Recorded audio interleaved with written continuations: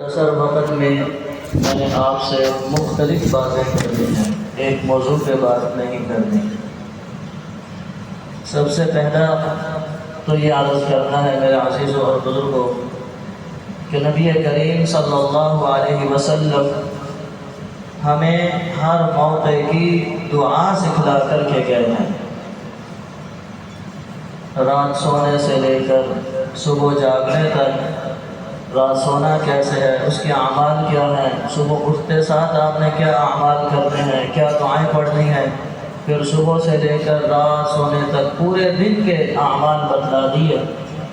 تو ہم اپنا دعاؤں والا مزاج بنا لیں، دعا کو صرف ایمرجنسی حالات میں استعمال نہ کریں بلکہ دعا کی عادت بنا لیں۔ آپ دیکھیں صبح اٹھتے ساتھ کیا کام ہے، اٹھیں تو دعا پڑھیں۔ مسجد جا رہے ہیں فجر پڑھنے کے لیے تو اس وقت کون سے اعمال کرنے ہیں، نبی صلی اللہ علیہ وسلم نے وہ دعائیں بھی سکھلائی ہیں۔ فجر پڑھ لی، اب یہ دعائیں پڑھو، اب یہ اعمال کرو، وہ بھی سکھلا دیے۔ اب ظہر کا وقت ہو گیا، اب یہ اعمال کر دو، عصر کے بعد یہ سورت پڑھ لو، مغرب کے بعد یہ اعمال کر لو، یہ دعائیں پڑھ لو، یہ اذکار کر لو، اللہ کی حفاظت میں آ جاؤ گے۔ عشاء پڑھ لی، اب عشاء کے متصل بعد یہ اعمال کر لو، اللہ کی حفاظت میں آ جاؤ گے۔ میرے عزیزوں اور بزرگوں، یہ امت دعاؤں والی امت ہے، تو ہم دعاؤں کے ذریعے سے پڑھنا سیکھیں، ہم اعمال کے ذریعے سے پڑھنا سیکھیں۔ اسباب سے کام نہیں بنتے جب تک کہ اللہ کا ارادہ نہ ہو، اور اللہ کا ارادہ شامل حال ہوتا ہے اعمال کی برکت سے۔ آپ کے علم میں ہے صحابہ کرام رضوان اللہ تعالی عنہم اجمعین کے پاس اسباب کی قلت تھی لیکن اعمال کی کثرت تھی، اللہ نے دنیا پر انہیں حکومتیں عطا فرما دی۔ نبی کریم صلی اللہ علیہ وآلہ وبارک وسلم کے پاس اسباب کی قلت تھی لیکن اعمال کی کثرت تھی کہ مختصر زمانے میں عالم میں چھا گئے۔ تو میرے عزیزوں اور بزرگوں، ہم اعمال والے کریں، مسنون دعاؤں کو یاد کریں۔ ہر عمل پہلے اس میں ریا آتا ہے، دکھلاوا آتا ہے، پھر وہ عمل انسان کی عادت بن جاتا ہے، پھر کچھ وقت کے بعد وہ عمل عبادت بن جاتا ہے۔ کسی نیک عمل کو اس وجہ سے نہ چھوڑیں کہ لوگ دیکھ رہے وہ یہ سمجھیں گے کہ یہ بڑا بزرگ ہو گیا ہے، پھر یہ سوچ کر یہ سمجھنا کہ میرے اندر دکھلاوا آ رہا ہے، عمل کو ترک کر دینا۔ فرمایا یہ بہت غلط طریقہ ہے، ایسے نہیں کرنا چاہیے۔ بس اعمال کا مزاج بنائے، اعمال میں لگ جائے، لوگ کیا کہہ رہے ہیں کیا نہیں کہہ رہے، لوگ دیکھ رہے نہیں دیکھ رہے، بس اس بات کو ذہن سے نکال دیں۔ جب یہ خیال آئے تو فوراً شیطان مردود سے اللہ کی پناہ میں آ جائے۔ دوسری بات تو میرے عزیز اور بزرگوں، میں نے یہ عرض کرنی ہے کہ اپنا لباس شرعی لباس بنائیں۔ آج مارکیٹ میں اور معاشرے میں ایسے لباس رواج پا رہے ہیں جو لباس نہ تو اسلام ان کی اجازت دیتا ہے نہ ہماری ثقافت ان کی اجازت دیتی ہے۔ دو الگ الگ چیزیں ہوتی ہیں، ایک ہوتا ہے اسلام اور ایک ہوتا ہے رواج۔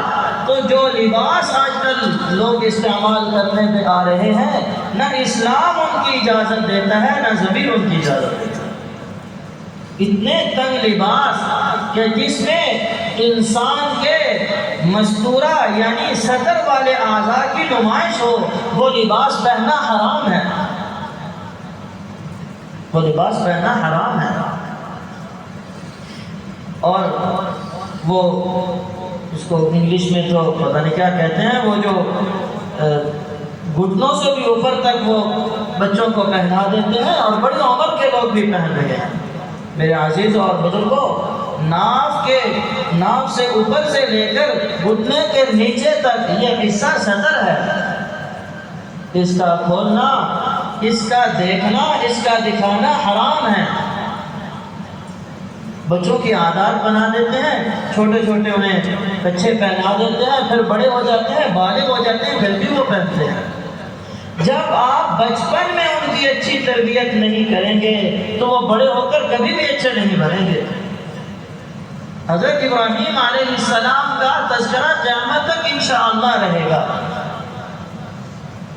آج جو ہم سنت ابراہیمی زندہ کرنے جا رہے ہیں، یہ ہمیں بہت سارے اسباق دیتی ہے۔ ایک بڑا اہم سبق ہمیں یہ دیتی ہے کہ اگر آپ اپنا بعد میں آنے والوں میں اچھا نام قائم کرنا چاہتے ہیں، اپنا اچھا تذکرہ پیچھے چھوڑنا چاہتے ہیں، تو اپنی اولاد کی دینی تربیت کریں۔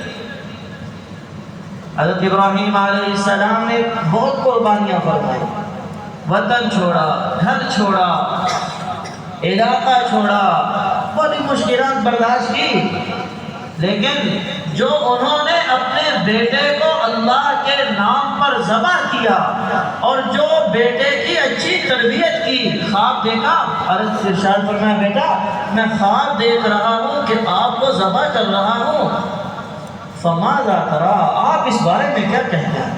سبحان اللہ، والد کی تربیت تھی کہ حضرت اسماعیل علیہ السلام عرض کرنے لگے، اے میرے والد گرامی، یا ابت افعل ما تؤمر، جس کا آپ کو حکم ہوا ہے آپ کرتے کیوں نہیں، کل گزرے نا۔ رہا میرا معاملہ، ستجدونی انشاء اللہ من الصابرین، ان قریب انشاءاللہ آپ مجھے صبر کرنے والوں میں سے پائیں گے۔ تو یہ تھی والد کی اچھی تربیت کہ ایک 10 سے 13 سال کی عمر کا بچہ ذبح ہونے کے لیے تیار ہو گیا اور والد کو باقاعدہ تیار کیا کہ فعل ما تؤمر، آپ کرو جس کا اللہ نے آپ کو حکم دیا ہے۔ تو جب اولاد کی اچھی تربیت کی جاتی ہے پھر انسان کا تذکرہ باقی رہتا ہے۔ لہٰذا میرے عزیز اور بزرگوں، اپنی اولاد کی اچھی تربیت کریں گے انشاءاللہ العزیز۔ اور بھائی قربانی کے جانور کو اخلاص کے ساتھ ذبح کریں، ریاکاری دکھلاوا نہ ہو، اللہ کی رضا مد نظر ہو کہ میں اللہ کے لیے اس کو ذبح کر رہا ہوں۔ بار بار اپنے نیت کو ٹٹولیں، بار بار نیت کا استحضار کریں، یا اللہ آپ کے واسطے یہ عمل کر رہا ہوں۔ اور بھائی قصائی جس سے جانور ذبح کروا رہے ہیں وہ مسلمان ہونا ضروری ہے، غیر مسلم سے جانور ذبح نہیں کروا سکتے۔ پھر اس کو تکبیر بھی آتی ہو وہ بھی سن لیں، اور قربانی کے جانور میں سے اجرت کے طور پر اسے کچھ نہ دیں، اجرت الگ طے کریں، 1000 2000 جو بھی طے کرنا ہے۔ بعض لوگ کہتے ہیں بھائی 2000 دوں گا، ساتھ میں آپ کو گوشت بھی تو دینا ہے، تو یہ جملہ کہہ دیا، اب یہ جو آپ گوشت ساتھ میں دے رہے ہیں یہ دینا جائز نہیں ہے، اجرت کے طور پر دینا جائز نہیں۔ ویسے آپ قصائی کو اجرت دیں اور اس کے علاوہ اس کو گوشت دیں، جو مرضی ہے دیں۔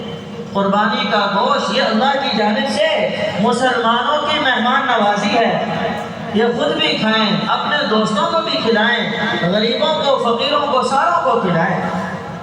قربانی کا گوشت بیچ نہیں سکتے، اس کو ہدیہ کیا جا سکتا ہے، آپ جس کو چاہیں ہدیہ کر دیں۔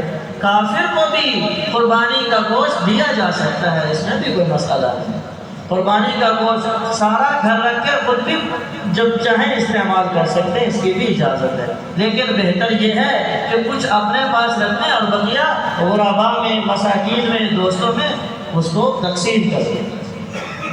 قربانی کے جانور کی رسیاں جو اس کے گلے میں ہوتی ہیں، یا تو انہیں گھر میں استعمال کریں یا صدقہ کر دیں، اور اگر بیچ دیا تو اس کی قیمت کو صدقہ کرنا واجب ہو جاتا ہے، پھر اس کی قیمت کو گھر پہ استعمال نہیں کر سکتے۔ انشاءاللہ یہ مختصر سے مسائل ذہن میں رہیں گے، وقت کم ہے، تفصیلی مسائل پہلے بھی عرض کیے ہیں، کسی کو ضرورت ہو تو پھر بھی پوچھ سکتے ہیں۔ اور کوشش کریں بھائی قربانی کا جانور خود ذبح کریں، خود ذبح کریں۔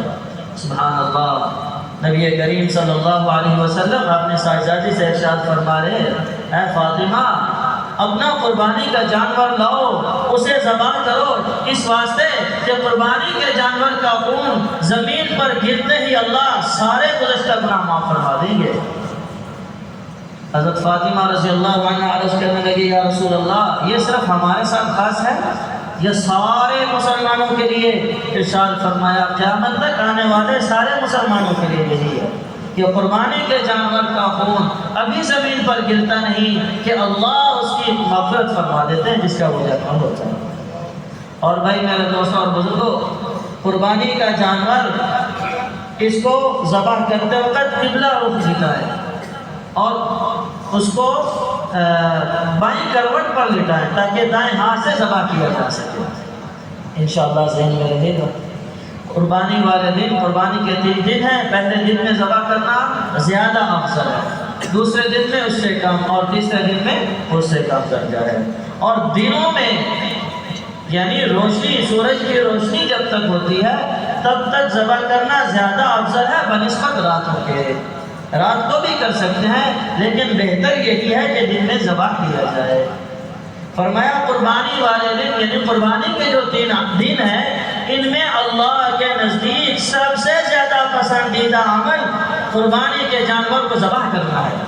ایک بندہ 20,000 کا جانور اللہ کے نام پر ذبح کر رہا ہے اور دوسرا بندہ 20 کروڑ صدقہ کر رہا ہے، وہ جو 20 کروڑ صدقہ کر رہا ہے اس سے زیادہ اللہ کو پسندیدہ عمل جو 20,000 کی قربانی ذبح کر رہا ہے وہ عمل ہے۔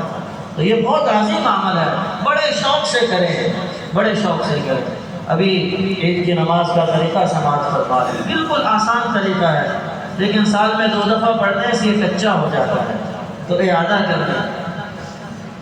2 رکعت نماز عید الاضحیٰ یہ نیت کریں گے۔ جب عید الاضحیٰ کی نیت کر لی تو اس میں 6 زائد تکبیریں خود بخود آ گئی۔ تو زبان سے نیت کرنا یہ بہتر ہے، اصل نیت دل کا نام ہے، ارادے کا نام ہے۔ دل میں تصور کر لیا نیت ہو گئی، لیکن اگر زبان سے کر لیں تو دل اور زبان کا جوڑ پیدا ہو جاتا ہے، یہ بہتر طریقہ ہے۔ 2 رکعت نماز عید الاضحیٰ امام کی ابتدا میں اللہ اکبر، تو اس میں 6 زائد تکبیریں ہوتی ہیں جو عام نمازوں میں نہیں ہوتی۔ پہلی رکعت میں جب اللہ اکبر کہہ کر امام کہے گا اللہ اکبر، مقتدی بھی کہیں گے اور اپنے ہاتھ کانوں تک اٹھا کر ناف کے نیچے باندھ لیں گے۔ بعض لوگ ہاتھ ایسے باندھتے ہیں، یہ نیچے والے ہاتھ کو لٹکا لیتے ہیں، یہ طریقہ بھی درست نہیں ہے۔ یوں ہاتھ باندھنے ہوتے ہیں، یہ 3 انگلیاں اوپر اور اس حلقے سے ہاتھوں کو پکڑ لیں اور ناف کے نیچے ہاتھ باندھ لیں۔ پھر ثنا پڑھیں گے، امام بھی مقتدی بھی، سبحانک اللہم و بحمدک و تبارک اسمک و تعالی جدک و لا الہ غیرک۔ اس کے بعد امام تکبیر کہے گا، تو مقتدی امام کی تکبیر کے فوراً بعد ہی اپنی زبان سے تکبیر کہیں گے۔